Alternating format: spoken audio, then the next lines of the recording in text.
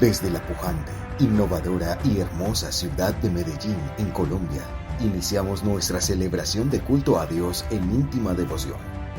Íntima Devoción es una iglesia que cree, obedece, vive y proclama los efectos transformadores del Evangelio del Señor Jesús. Esta es una transmisión simultánea por nuestro canal de YouTube, Facebook e Íntima Devoción Radio. Descarga gratuitamente nuestra aplicación en las tiendas iPhone y Android. Sean todos bienvenidos. En aquella época no había rey en Israel.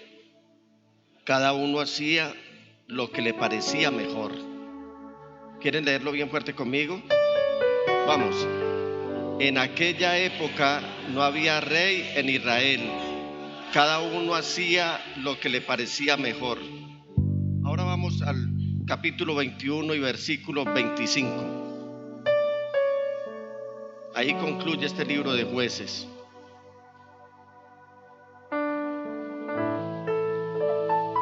¿Lo tienen, mis amados hermanos? Vamos a leerlo bien fuerte. En aquella época, ¿sí lo están leyendo, hermanos? Bien fuerte entonces. En aquella época no había rey en Israel.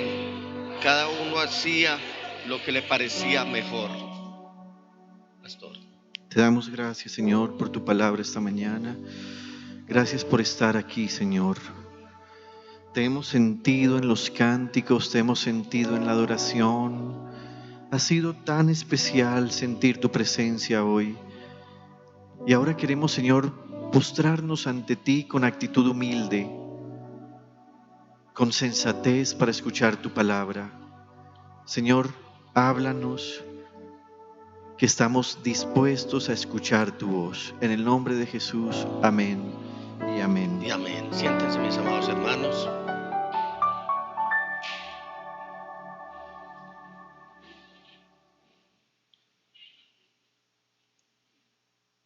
He querido traerles este mensaje de parte del Señor, iglesia.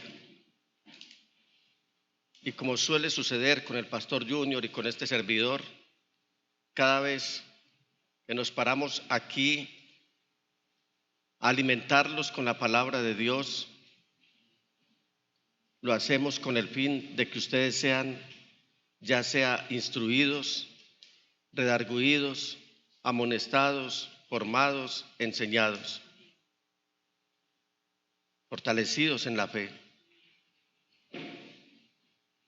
Siempre procuramos con que nada interrumpa el que usted pueda escuchar atentamente la palabra de Dios, no escucharnos a nosotros, sino escuchar la palabra de Dios.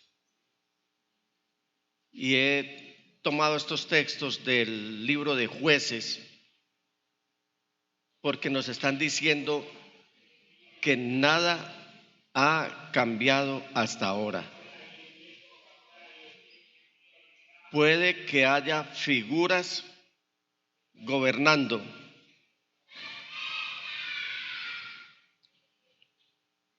pero no tienen autoridad para gobernar.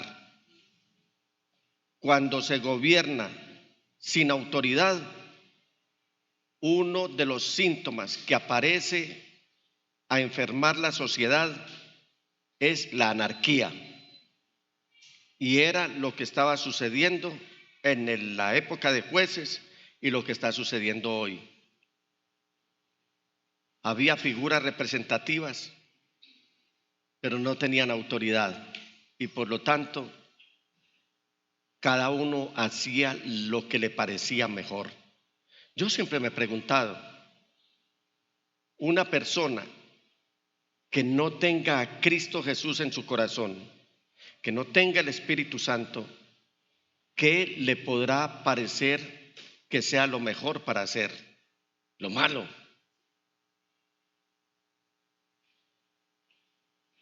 Eso es sinónimo de hecatombe a mediano, a corto, a mediano o a largo plazo. Pero haya anarquía o no, haya obediencia o no, La victoria es del Señor. Alabado sea el Señor. Y vamos en esta mañana a permitirnos oír la voz del Señor y a mirar la condición de Israel ayer, pero la condición de la iglesia hoy. Y ustedes verán que toda esta anarquía anda haciendo mella y está causando efectos aún en la iglesia.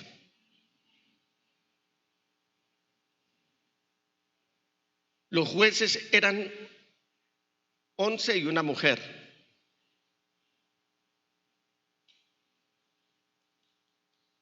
Llenos de debilidades.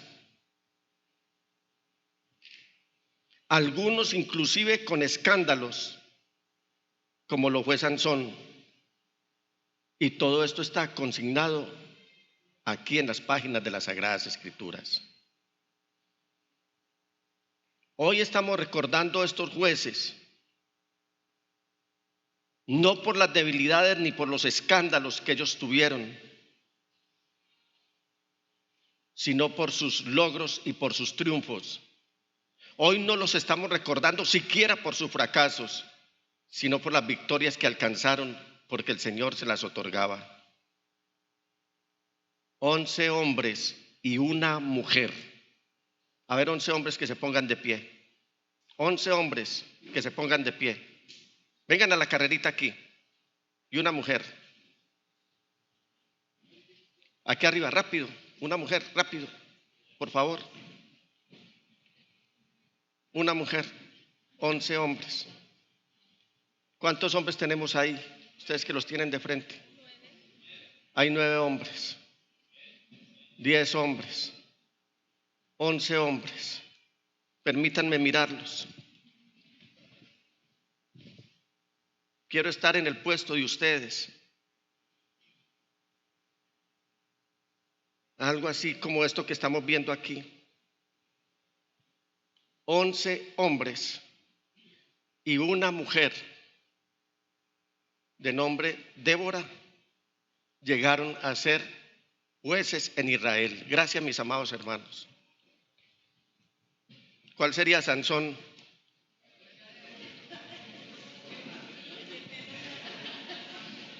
¿Tú por qué no pasaste? ¿Tú por qué no pasaste? Debiste haber pasado. Iglesia, diga que pase, que pase.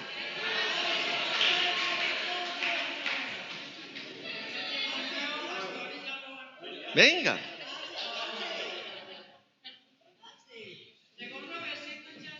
Aquí lo inauguramos. Haga así, vea. Vea. No, más Sansón es él sí está Sansón. No, pero tú puedes levantarme a mí. No, ¿No sabes? ¿Me vas a levantar? no puedo.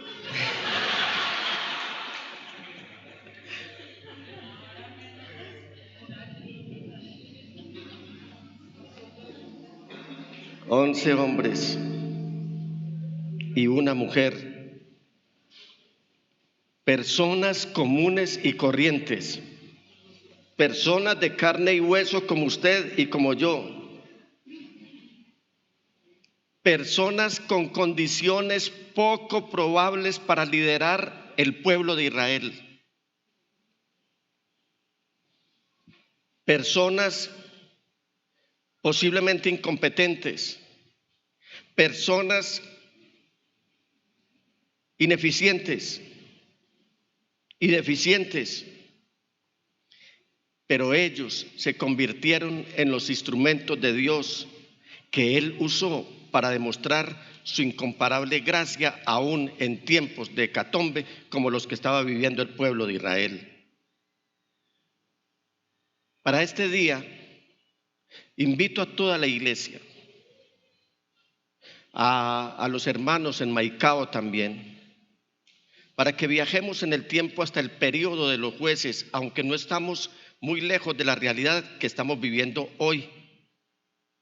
Y vamos a ver la gracia de Dios claramente revelada a través de estos interesantes hombres y una mujer que están en esta galería de las personas bíblicas que nos dejan muchas lecciones.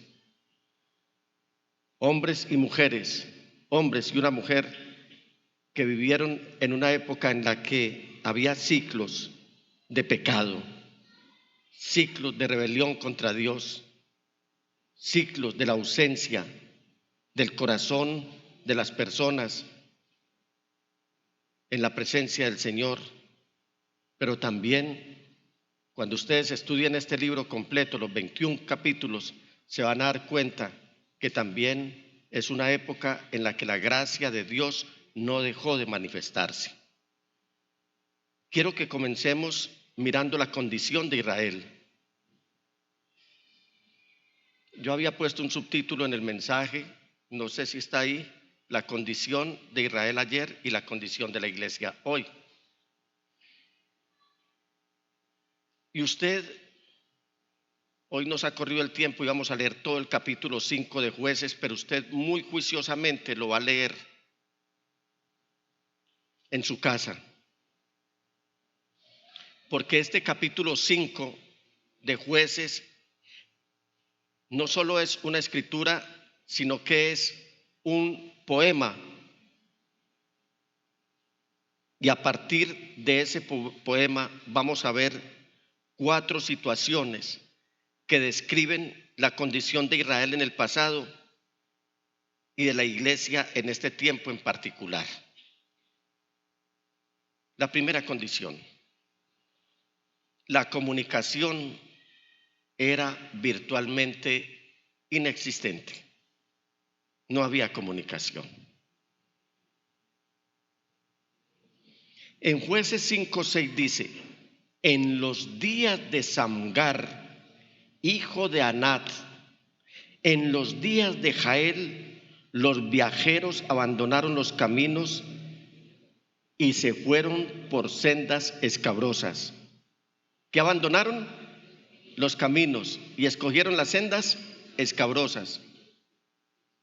No sé si a usted le ha pasado que va a ciertos lugares donde la señal de su teléfono celular se perdió. Creo que a todos. En ese momento, y regularmente pasa, que es cuando lo están llamando a uno o necesitan enviar un mensaje, o uno necesita enviar un mensaje y no ocurre ni lo otro, no se logra lo uno ni lo otro. ¿Por qué? Porque estamos andando muchas veces por caminos escabrosos. La gente, como hoy, estaba amedrentada porque ya no quería viajar por los caminos principales. El que viajaba lo hacía de noche.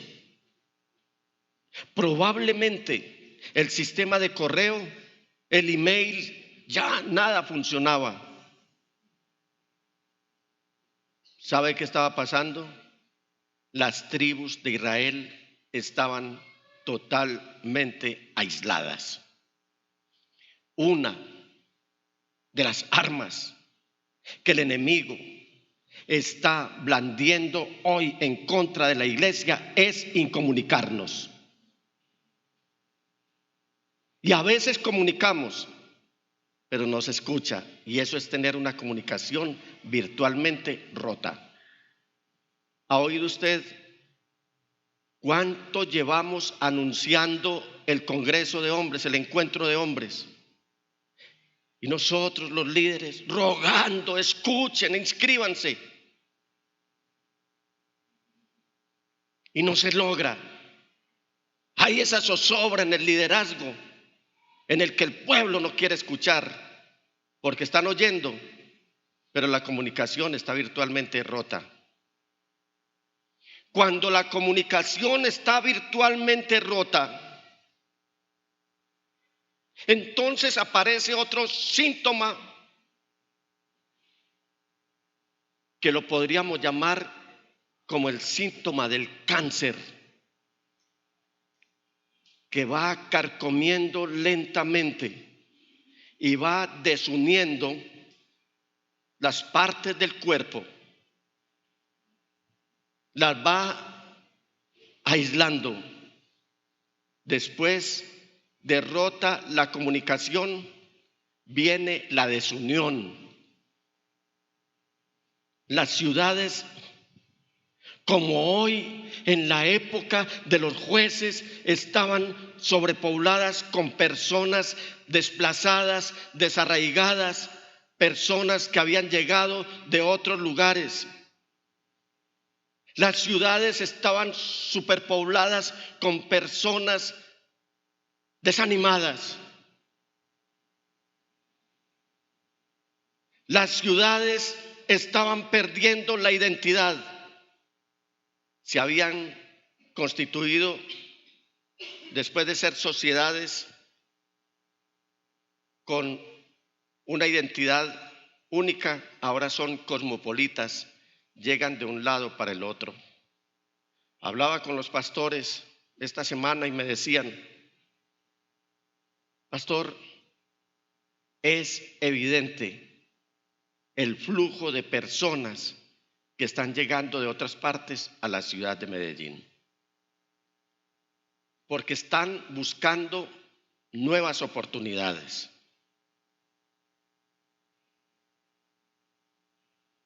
Los campos, las aldeas empiezan a quedarse solas porque todos se están mudando a las ciudades, mientras que los gobiernos, haciendo ingentes esfuerzos, ahora dicen que están comprando tierras para ver cómo le dan a la gente que está abandonando el campo y que en muchos casos los obligaron a dejar el campo. En Jueces capítulo 5 versículo 7 dice: los guerreros de Israel, mire lo que está en azul, los guerreros de Israel desaparecieron. Y vuelve y dice: desaparecieron hasta que yo me levanté. Yo, Débora, me levanté como una madre en Israel.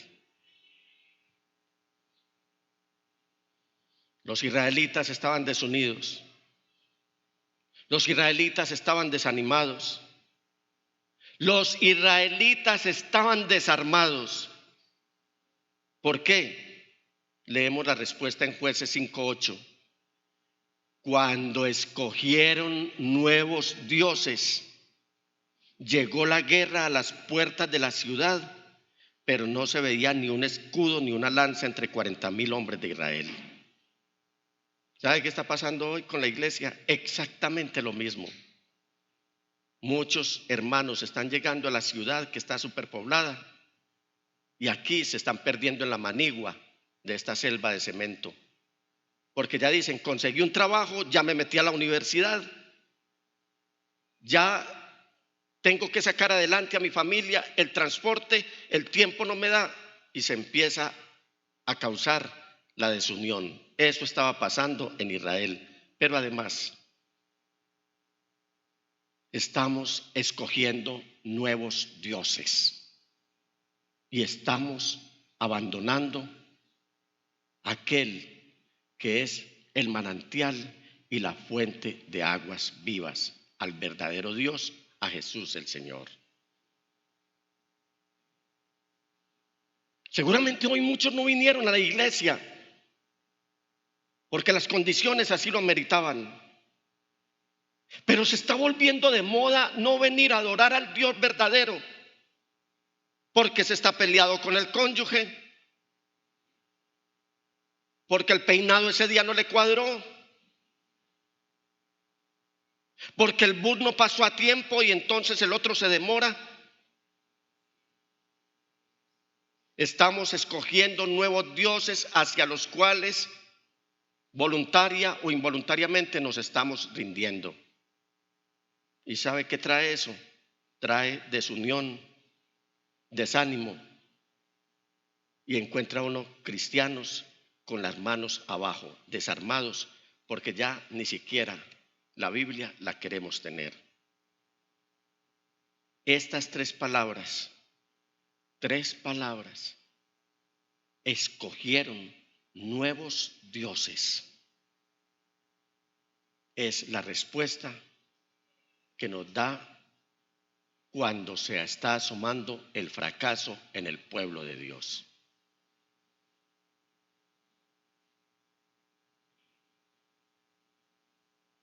Esta es la mentira de Satanás. Hacerte creer que no puedes depender de Dios y que tienes que buscar ayuda en otros dioses. Piense usted, iglesia, en esta mañana razones por las cuales ha dejado de venir a adorar al Señor. Y después saque sus propias conclusiones. Hoy Satanás te está diciendo que entrar a desarrollar cualquier tipo de actividad pecaminosa, que eso es liberador para ti. Ven y libérate, ven, haz catarsis. Ven, peca, que eso sí te trae la verdadera libertad. Esa es una mentira de Satanás que te está diciendo que escoge otros dioses. Satanás te está diciendo, suelta esas cadenas de moralidad, de santurronería. Suéltate de esas cadenas que te tienen oprimidos. ¿Por qué le tienes que estar contando al pastor todo? Sé de hombres aquí que rechazan que el pastor sea buscado para las consejerías. ¿Y por qué el pastor tiene que saberlo? ¿Sabes por qué el pastor tiene que saberlo? Porque el pastor es la decisión de Dios para tu vida, para que no te vayas a perder. Disfruta tu tiempo, vive tu vida. Te dicen, esa es la verdadera libertad. Y yo te digo, no, esa es la verdadera esclavitud. Tengo un amigo creyente con el que he orado por un tiempo. Él está luchando con terminar una adicción de 20 años con la pornografía.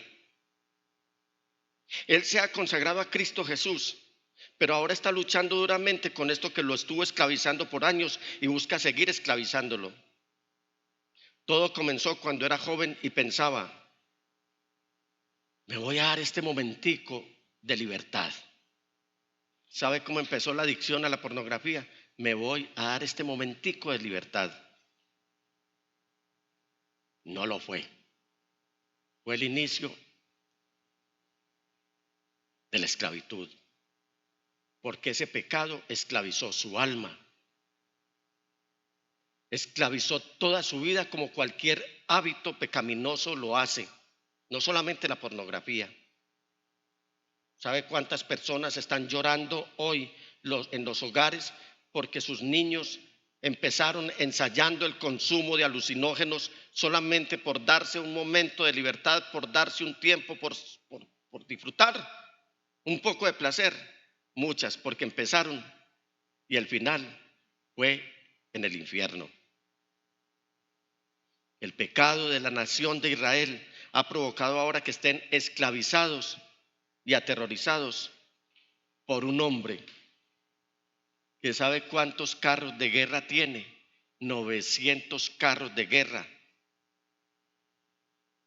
Llamémoslo a la actualidad como si viniera con acorazados, con tanques de guerra.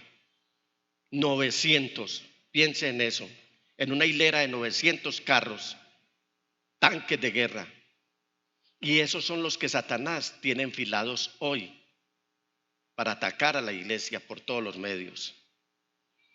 En Jueces 4:12 y 13 dice, cuando le informaron a Sísara que Barak, hijo de Abinoam, había subido al monte Tabor, Sísara convocó a sus 900 carros de hierro y a todos sus soldados desde Jaroset Goyín hasta el arroyo de Quizón.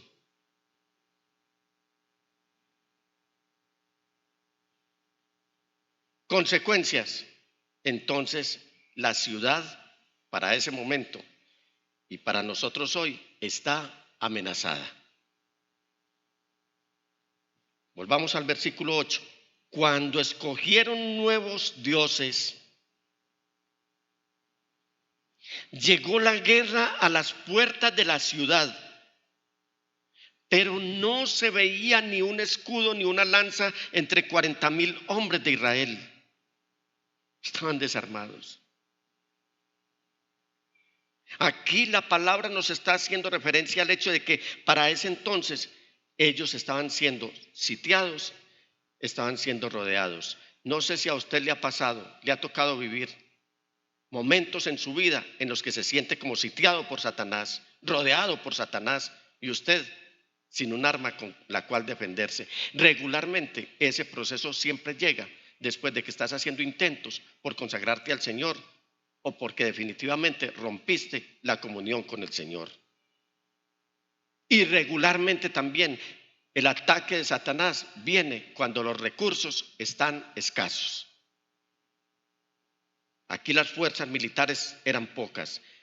Volvamos al versículo 8 y quiero que se centre ya en la parte azulita. No se veía ni un escudo, ni una lanza entre 40,000 hombres de Israel. ¿Y con cuántos carros venía el ejército enemigo? Con 900. Esto nos dice dos cosas acerca del ejército de Israel. Una, el ejército de Israel había sido reducido en tamaño a solamente 40,000 soldados. Usted me dirá, pastor, pero es que esos son muchos soldados. Esto puede sonar como un gran número, sí, yo le respondo. 40,000 soldados, una cantidad nada despreciable. Pero es que la población de Israel para ese momento era de millones. Por lo tanto, el número de soldados debía estar entre los 100,000. Sin embargo, los guerreros eran solo unos 40,000. Y otra cosa que nos dice de la situación, de la condición del ejército de Israel, es que el ejército no tenía armas para pelear. Ahora bien, miremos la condición de cada tribu, porque yo les digo, hermanos, el arma es la palabra de Dios y hay una armadura que el Espíritu Santo nos ha dado. Y quiera Dios que todos estemos con el arma lista y con la armadura puesta, porque la realidad es esta: sí estamos siendo atacados. Vamos a ver la tribu de Rubén.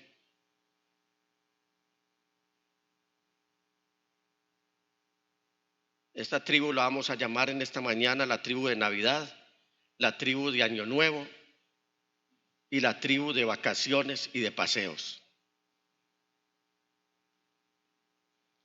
Versículo 15 del capítulo 5 de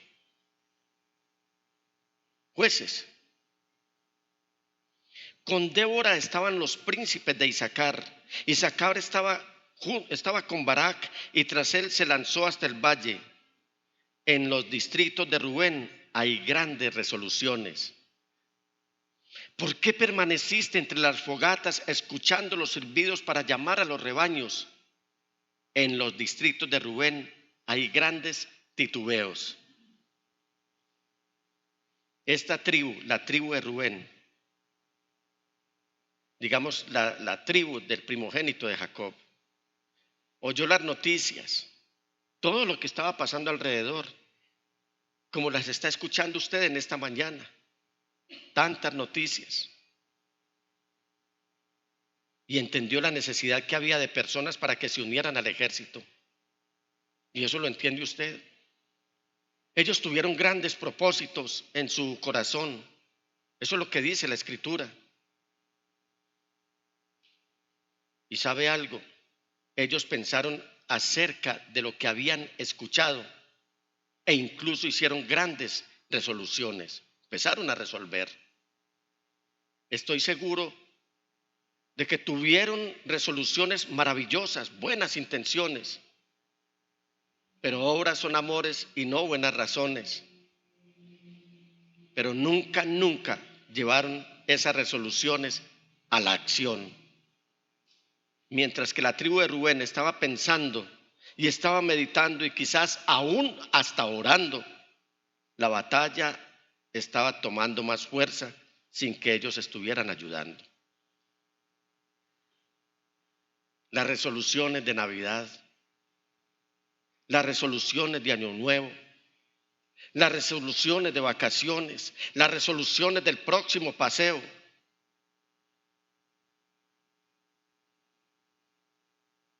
Todo eso no siempre se transforma en acciones que nos van a permitir vivir el siguiente año. Yo nunca había visto el cristianismo, lo que hace que lo conozco desde hace casi 50 años. Nunca había visto al cristianismo tan paseador como lo está haciendo hoy. Y no estoy diciendo que no se pueda descansar.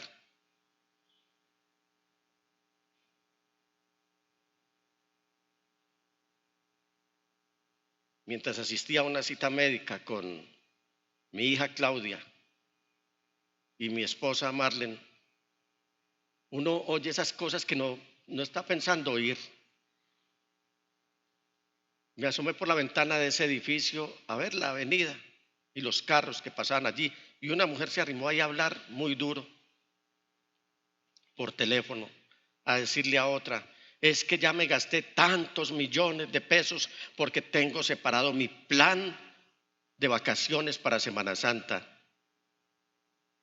Y yo dije: Semana Santa, estamos en octubre, iniciando octubre, porque eso fue la semana pasada. Y fui al calendario, y el calendario me dice que la Semana Santa es dentro de 6 meses. ¿Sabe cuántas cosas pueden pasar en 6 meses?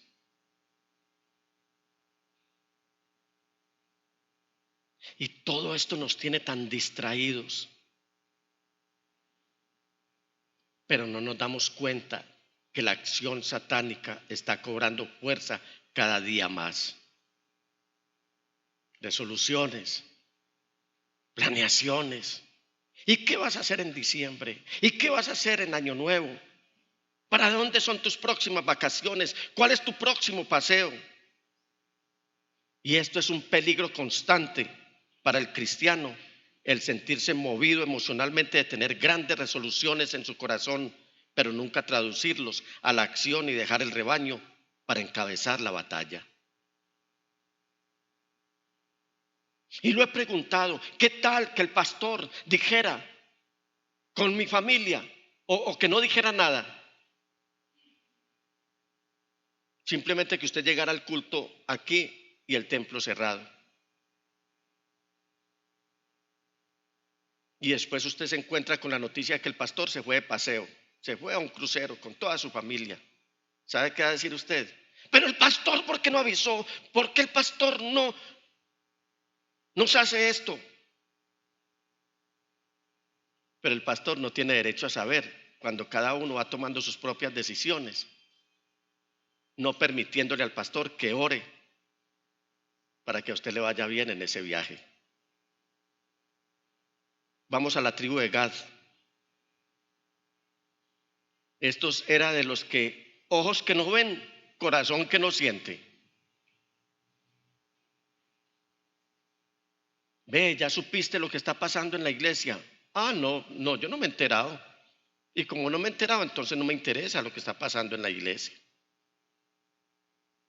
Galaad, versículo 17. Habitó más allá del Jordán. Y Dan, ¿por qué se quedó junto a los barcos? Aser se quedó en la costa del mar, permaneció en sus ensenadas. Y esta frase, ojos que no ven, corazón que no siente, es una frase que dice muchísimo. Porque Galaad no es el nombre de una tribu, sino de dos. Es una combinación de la tribu de Gad y de la media tribu de Manasés. Y estas tribus, como ustedes recordarán, amados hermanos, habían escogido quedarse fuera de Canaán, al oriente del río Jordán, o sea, en Transjordania.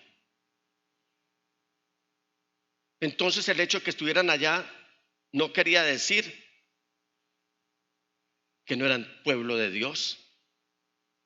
Recuerdo muy bien que mi suegro, cada vez que se refería a mi familia, a la familia de Marlene, con otras personas, porque o no habíamos ido a visitarlos en 15 días, o porque había una novedad en mi familia, o porque alguien estaba pasando un mal momento con su salud. Él decía: ¿qué sabemos de los de la Cuarta Brigada? ¿Qué sabemos de los de Calle Colombia?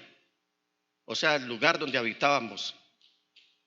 Pero eso no quiere decir que habíamos nacido ahí o que habíamos dejado de pertenecer a la familia. Lo mismo pasaba con estas tribus. En Números 32, 1 al 5 nos dice la palabra del Señor: las tribus de Rubén y Gad, que tenían mucho ganado, se dieron cuenta de que las tierras de Jazer y Galaad eran apropiadas para la ganadería. Así que fueron a decirles a Moisés, al sacerdote Eleazar y a los jefes de la comunidad: las tierras de Atarot, Dibón, Jazer, Ninra, Esbón, Elalé, Sebán, Nebo y Beón las conquistó el Señor para el pueblo de Israel y son apropiadas para la ganadería de sus siervos. Si nos hemos ganado tu favor, permítenos tomar esas tierras como heredad. No nos hagas cruzar el río Jordán. Se quedaron en Transjordania. También usted, que ha leído las Sagradas Escrituras, recordará que para estas tribus fue tan importante mantener la conexión entre ellos y el resto del pueblo que estaba al otro lado del río, es decir, en Cisjordania, que habían construido un enorme altar. Allá en la parte oriental del río Jordán habían construido un altar para no perder la identidad como pueblo de Israel. Este altar representaba que a pesar de la distancia, a pesar de que no estuvieran cerca, en el mismo barrio, quizás en la misma ciudad, quizás en el mismo territorio, ellos siempre estarían ligados, que había un sentido de unidad, que ellos pertenecían al pueblo de Israel y que nunca se olvidarían el uno del otro. Hoy he visto unas fotografías de iglesias, la iglesia donde el papá de mi hermano Ezequiel ha sido anegada. Ese nombre me parece tan lindo, Palmar de Varela. En Palmar de Varela. Miren,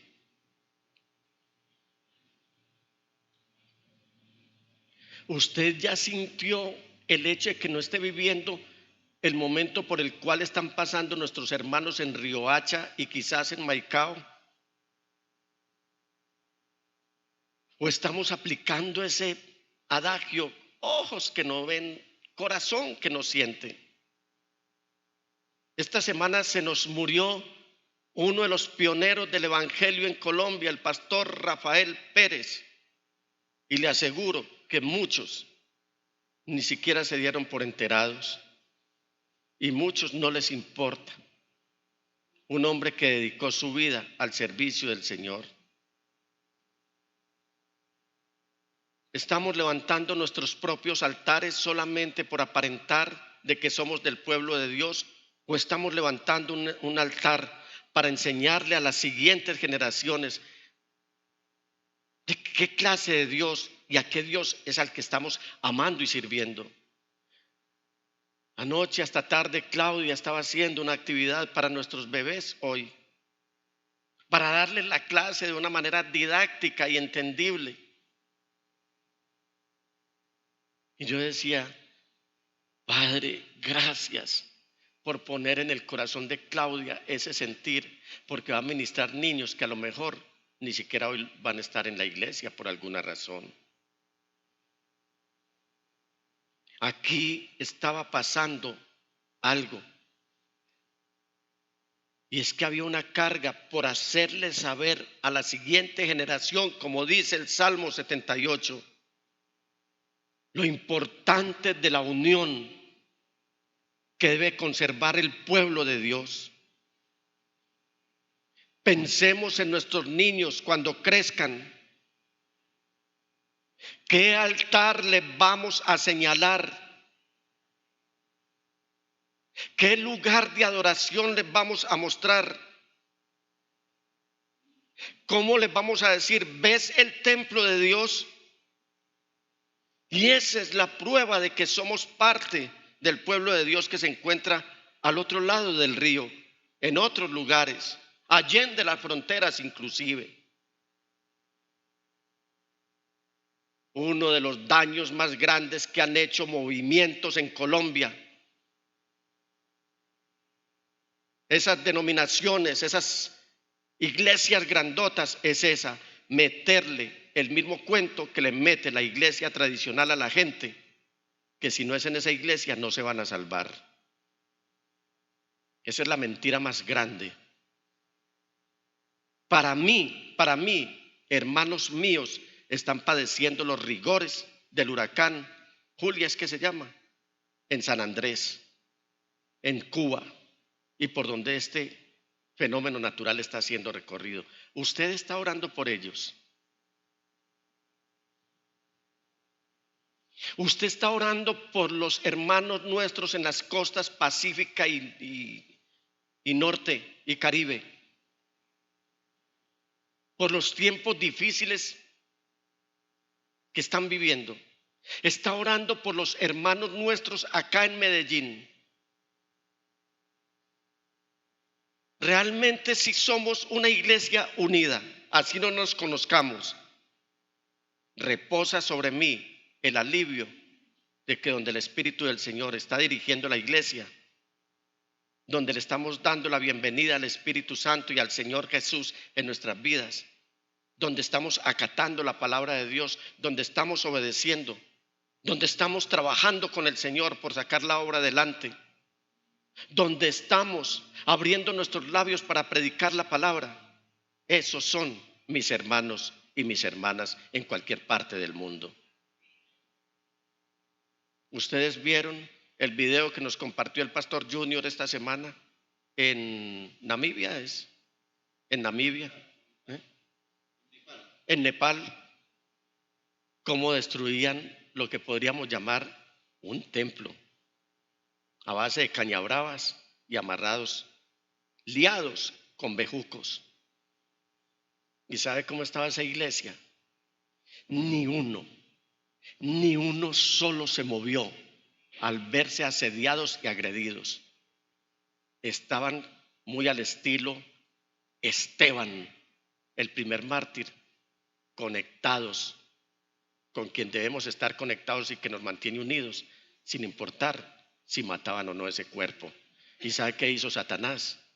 Huyó despavorido y avergonzado al ver que no habían intimidado a ese puñado de hijos de Dios que sabían que tenían la mirada muy bien puesta en aquel que es el autor y consumador de nuestra fe, en Cristo Jesús.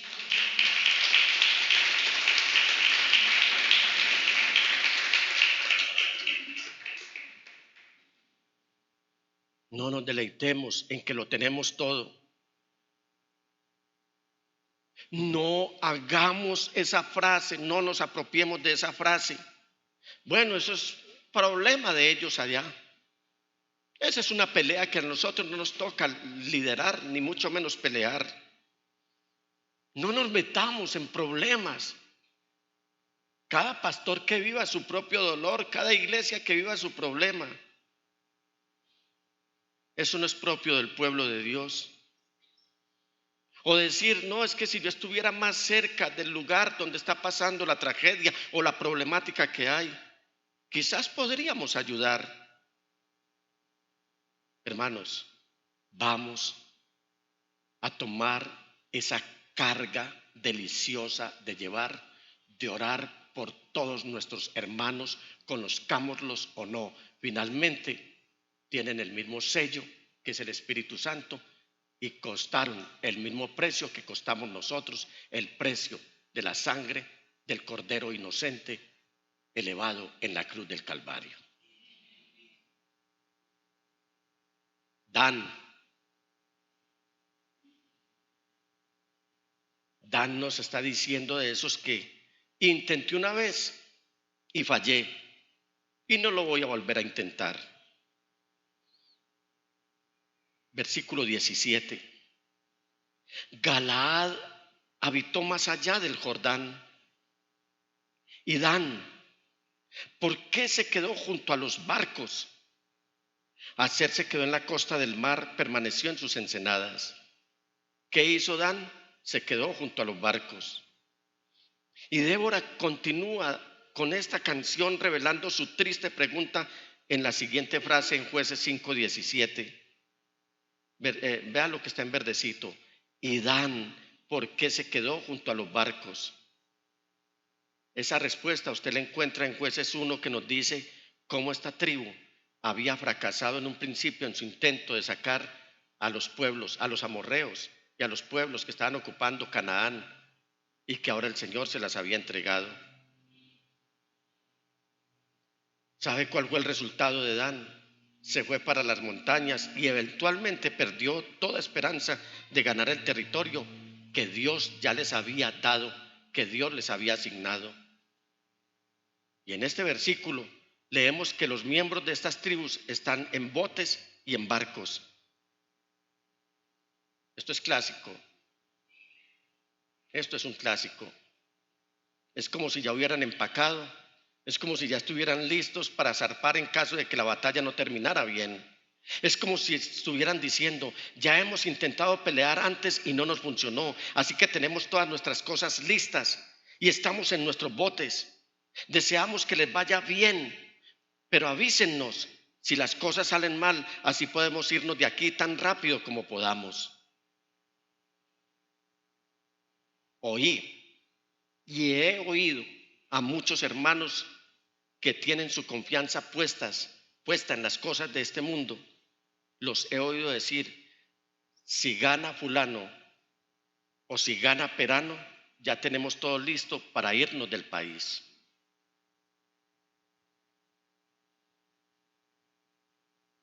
¿Sabe a qué comparo yo esto? Es como si un soldado le dice a la esposa: me voy para la guerra, y la esposa, en vez de despedirlo, se va para la funeraria a mandarle a hacer o a organizarle su sepelio. Esto no es muy alentador. Y Débora dice: ¿por qué Dan?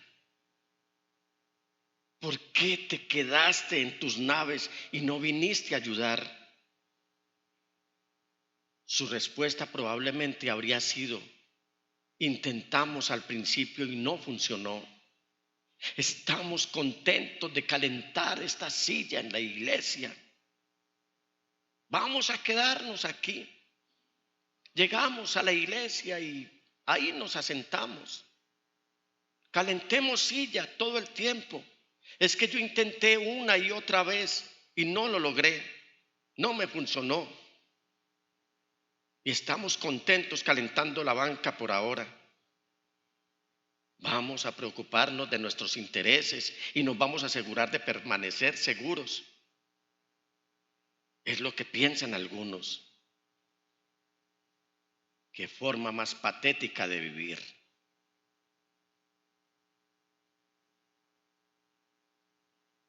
Hacer la tribu ocupada en sus negocios. Hacer vivía en la costa de Fenicia, o sea, al norte, lo que hoy es el Líbano, y estaba enfocada completamente en su trabajo. Sus tierras, sus naves, sus puertos, sus negocios, sus empresas, estaba ocupada en todo eso. Ellos seguramente dijeron: Dios nos dio esta tierra, ya lo tenemos. Dios nos dio estas posesiones. Dios nos dio este negocio. Y hasta tendrían puesta la calcomanía allá en su comercio que dice: Dios bendice mi negocio.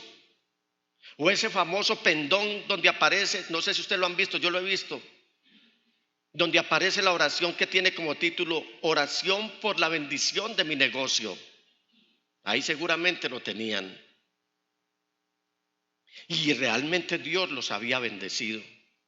Pero por el momento Dios quería que dejaran todo a un lado y fueran a pelear,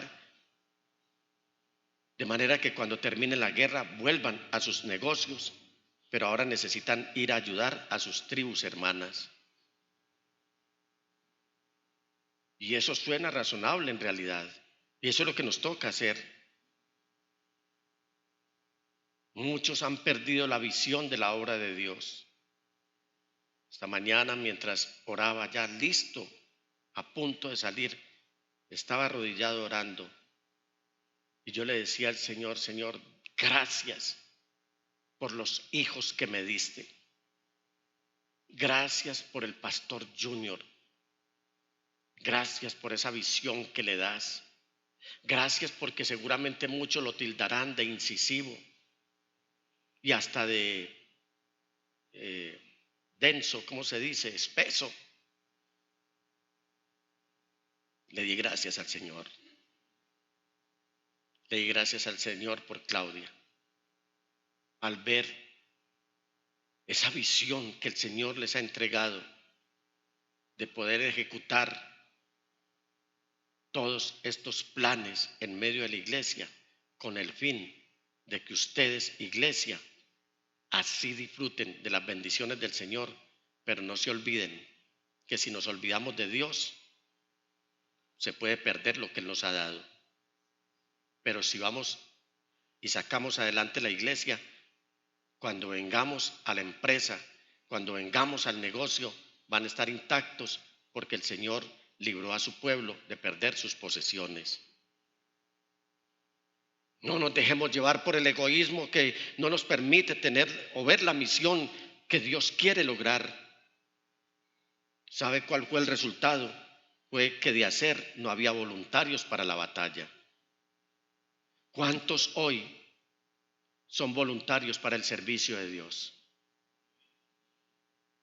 ¿Cuántos voluntarios hay aquí? ¿Se da cuenta? ¿Se da cuenta que no son muchos?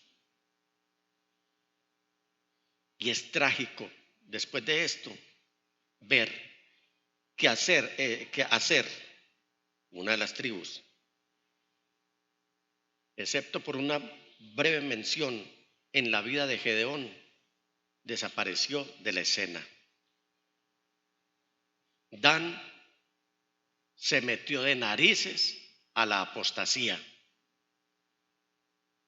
Galaad sufrió ataques reiterada y repetidamente y perdió muchas batallas hasta llegar a ser una de las tribus más pequeñas e insignificantes de Israel. Amados hermanos, no podemos huir de la batalla. Comprometámonos en la obra y la misión de Cristo Jesús.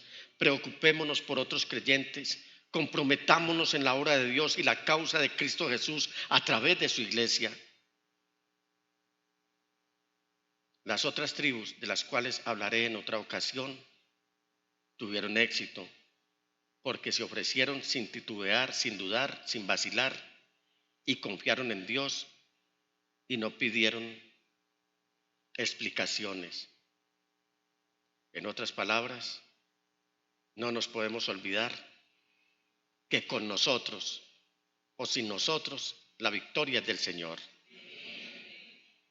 En nosotros está si la alcanzamos o no.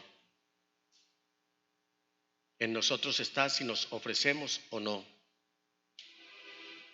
En nosotros está que digamos, como dice el salmista en el Salmo 44, oh Dios, nuestros oídos han oído y nuestros padres nos han contado las proezas que realizaste en sus días, en aquellos tiempos pasados.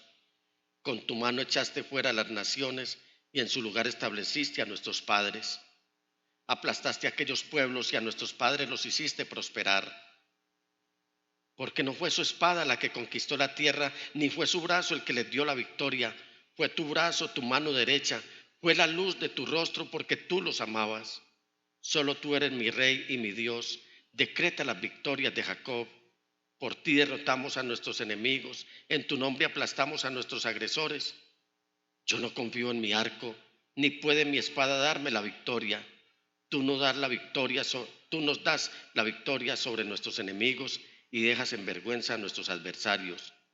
Por siempre nos gloriaremos en Dios, por siempre alabaremos tu nombre.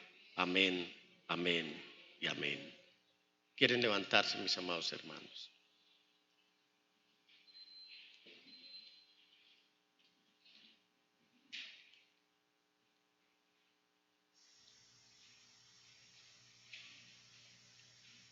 ¿Usted quiere estar del lado de los victoriosos? Usted no querrá desaparecer como desaparecieron las tribus que no quisieron, que no les importó. Usted me dirá, pastor, yo lo he intentado una y otra vez y no he podido. Pues hoy hay victoria para aquel que se siente fracasado también.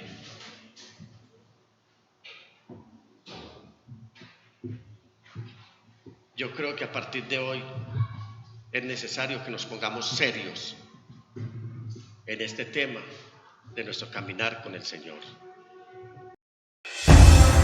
Desde la pujante, innovadora y hermosa ciudad de Medellín, en Colombia, hemos transmitido la celebración de culto a Dios en íntima devoción. Íntima Devoción es una iglesia que cree, obedece, vive y proclama los efectos transformadores del Evangelio del Señor Jesús.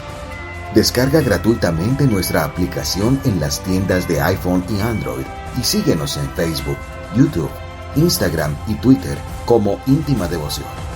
Hasta pronto.